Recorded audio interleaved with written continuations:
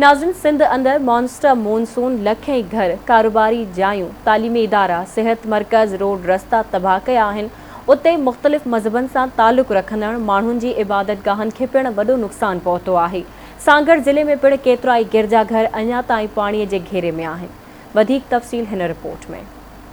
खिपरे शहर वेझो वाक़े ही गिरजाघर 1.5 महीनो गुज़रण बावजूदि अञा ताईं पाणीअ जे घेरे हेठि आयल आहे।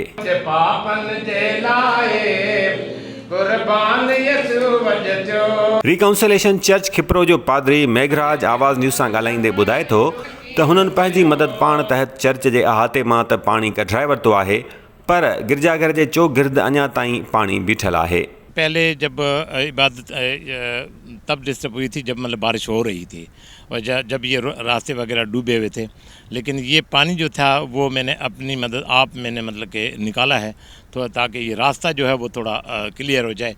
जॾहिं त चर्च जे अहाते में मौजूदु स्कूल ऐं हॉस्टल पिणु केतिरनि ई ॾींहंनि ताईं पाणीअ जी लपेट में रहा।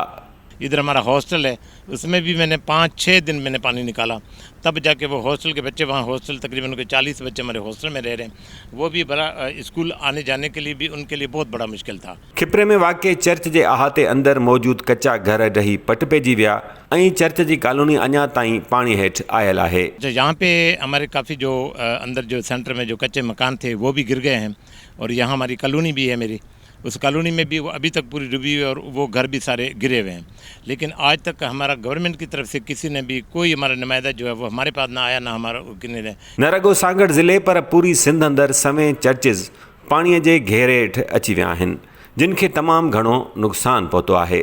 कि हमारे चर्च जो है वो पानी में है ज़रूर, सांगड़ में भी बहुत ज़्यादा है। यहाँ सांगड़ में तकरीबन कोई 15-20 चर्च हैं। चर्च इंतज़ामिया जो मौक़िफ़ आहे त हिन पूरी सूरत हाल में हितां जे चूंडियल नुमाइंदनि ज़िले इंतज़ामिया या कंहिं ॿिए सरकारी खाते साणनि को बि सहकार न कयो।